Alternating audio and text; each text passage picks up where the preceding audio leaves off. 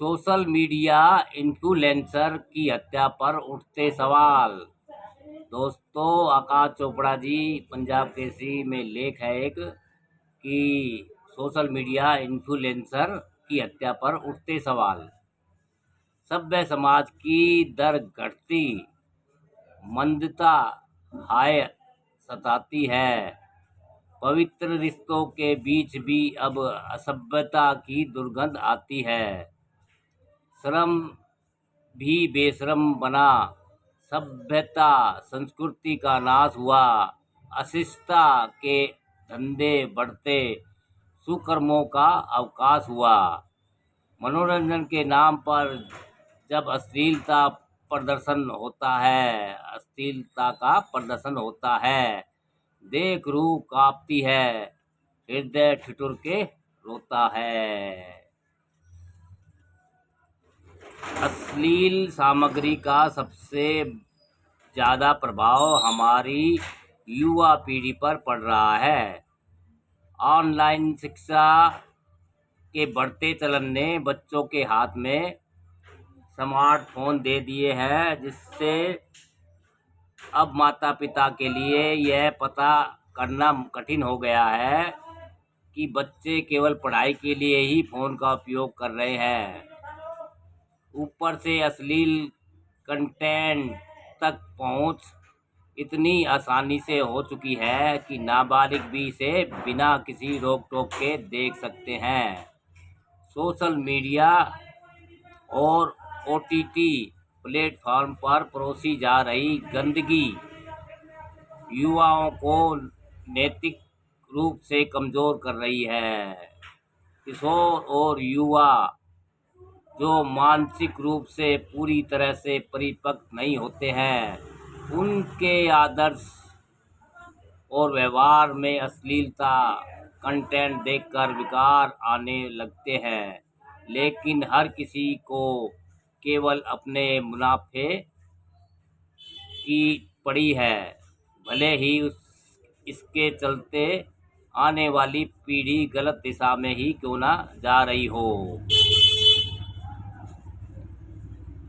यह स्थिति इस कदर गंभीर हो चुकी है कि इसे रोकने के लिए सख्त कदम उठाने की आवश्यकता है। मुझे यह कहने में कोई परहेज नहीं है कि यूट्यूबर जबरदस्त अश्लीलता फैला रहे हैं, लेकिन अश्लीलता को रोकने के लिए किसी भी यूट्यूबर की जघन्य हत्या भी सभ्य समाज में सहन नहीं की जा सकती। किसी को कोई हक नहीं है कि किसी की जान ले ली जाए।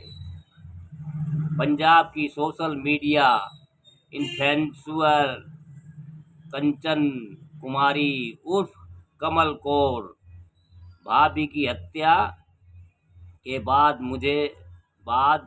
पूरे राज्य के यूट्यूबर आतंकित हैं। इस हत्याकांड का मास्टरमाइंड अमृतपाल सिंह मेहरो को अब पंजाब के कुछ हिस्सों में हीरो के तौर पर महिमा मंडित किया जा रहा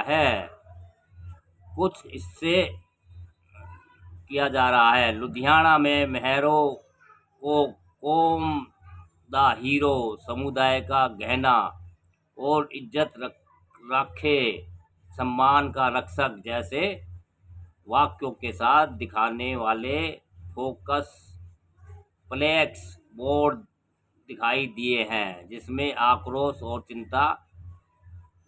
आक्रोश और चिंता फैल गई है।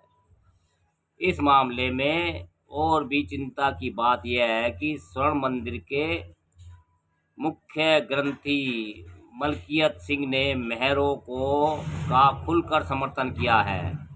इस मामले पर बोलते हुए मलकियत सिंह ने आरोप लगाया है कि पीड़िता ने सिख समुदाय की छवि खराब करने के इरादे से नाम अपनाया था।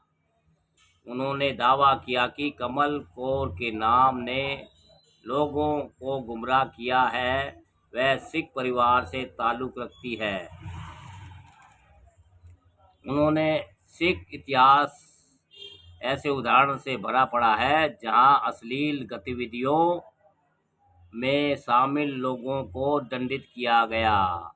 सिख शिक्षाओं के अनुसार हमें अश्लील गाने सुनने से मना किया जाता है। अश्लीलता फैलाने वाले और समुदाय को बदनाम करने वाले लोग इस तरह के व्यवहार के हकदार हैं। कुछ भी गलत नहीं हुआ है, यह पहली बार नहीं है जब ऐसा हुआ है।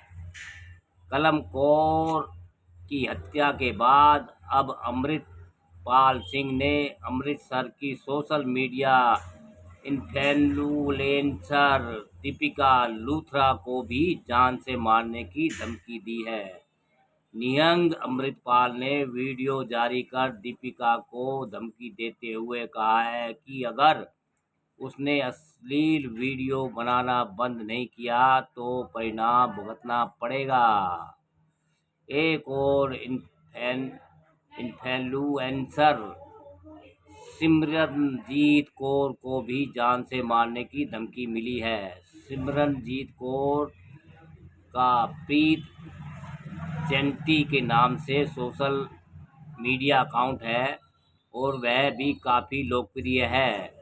हालांकि अमृतपाल महरो विदेश भाग चुका है। पुलिस ने हत्या के आरोप में उसके 2 साथी गिरफ्तार किए हैं, लेकिन सवाल यह उठता है कि क्या धार्मिक बाणा बनकर किसी महिला की हत्या करना अपने आप में बड़ा अपराध है। हैरानी की बात यह है कि कंचन उर्फ कमल कौर भाभी के लाखों फॉलोअर थे, लेकिन उसके अंतिम संस्कार में केवल 3 लोग ही आए।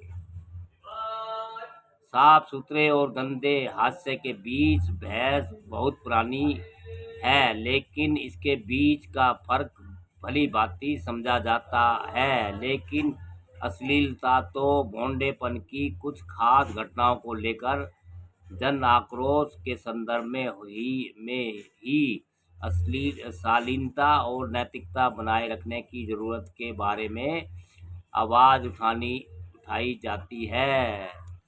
इस मामले में यौन विकृत टिप्पणियां करने में प्रतिभागियों की बेवकूफ़ी का मुकाबला अगर कोई कर सकता है तो वह शिकायतकर्ताओं और पुलिस का उत्साह है।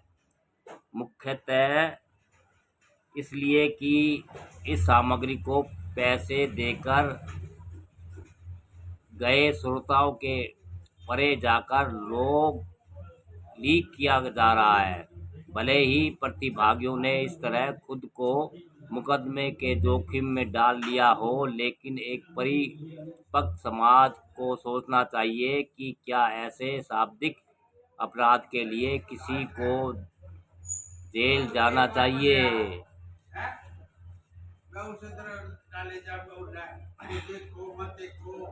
भाई हमारा काम है अपनी। देखो हमारे मोदी जी ने देखो क्या कर दिया, ईरान ने देख ले सबको तहस नहस कर दिया कि नहीं कर दिया। ये मोदी जी का कमाल है। देखो ट्रम्प सब दूर भग गए। अरे हमारे प्रधानमंत्री मोदी जी ने पता नहीं क्या क्या कर दिया। देखो ईरान आज हमला कर रहा, पाकिस्तान और क्या कर रहा है, अमरीका सब दूर भग गए हैं। इजराइल की हालत खराब कर दी है।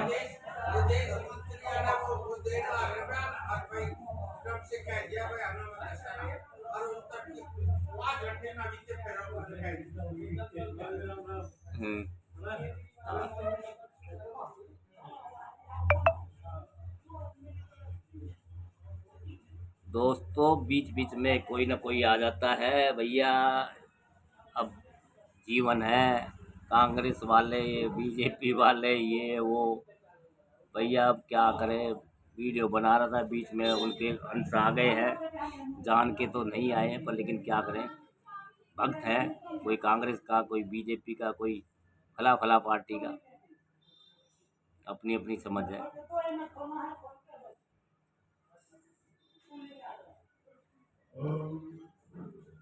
अरे सारी वीडियो कैसे करा दी, पता नहीं कहाँ बीच में। जेल जाना चाहिए, चाहे जहां किसी की को शिकायत हो। पुलिस के पास एफआईआर दर्ज करा लेने की प्रवृत्ति को भी निंदा होनी चाहिए। इंटरनेट की सार्वभौमिक पहुंच को सार्वभौमिक नागरिक अधिकार देने का बहाना नहीं होना चाहिए। इसके चलते अक्सर मामला सुप्रीम कोर्ट पहुंच जाता है, और क्योंकि ऐसी एफआईआर में नामजद लोग अलग अलग मामलों को एक में जुड़वाना चाहते हैं, जिससे ध्यान आकर्षित होता है और बहस का दायरा बढ़ जाता है। एक चरम मामला जैसा कि यह है कि चरम प्रतिक्रियाओं को जन्म देता है, लेकिन कानून प्रवर्तन और कानून संस्थाओं को अपनी प्रतिक्रिया में अति उत्साहित नहीं होना चाहिए। अश्लीलता को रोकने के लिए कानून है, और कानून के सहारे ही कार्रवाई की जानी चाहिए। अगर यूट्यूबर इन्फ्लुएंसरों की हत्याएं होनी शुरू हो गई तो अराजक स्थिति पैदा हो जाएगी। कंटेंट क्रिएटर्स को यह ध्यान रखने की ज़रूरत है कि उनके द्वारा बनाए गए कंटेंट का प्रभाव समाज पर क्या पड़ेगा। उन्हें गंभीरता से इस पर विचार करना होगा कि उनका हर कंटेंट किसी न किसी रूप में समाज के हर वर्ग को प्रभावित करता है। इसलिए उन्हें अपनी रचनात्मकता का उपयोग समाज के हित में करना चाहिए। दर्शकों को भी समझना चाहिए क्या देखना सही है और क्या गलत है। जब हम अपनी ओर से सामाजिक चीज़ों का विरोध करेंगे तो ही इनके निर्माण पर रोक लगेगी। सोशल मीडिया, ओटीटी प्लेटफार्म पर अश्लीलता को रोकना सिर्फ कानूनी जिम्मेदारी नहीं, बल्कि यह हमारी नैतिक और सामाजिक जिम्मेदारी भी है। क्योंकि सरकार चाहे कितने भी नियम बना ले, जब तक हम सामाजिक रूप से अपनी जिम्मेदारी नहीं समझेंगे, इस समस्या का समाधान संभव नहीं है। इसलिए ज़रूरी है कि सभी इस नियम पर सख्त हों। दोस्तों, अच्छी बात है सोशल मीडिया इन्फ्लुएंसर की हत्या पर उठते सवाल। दोस्तों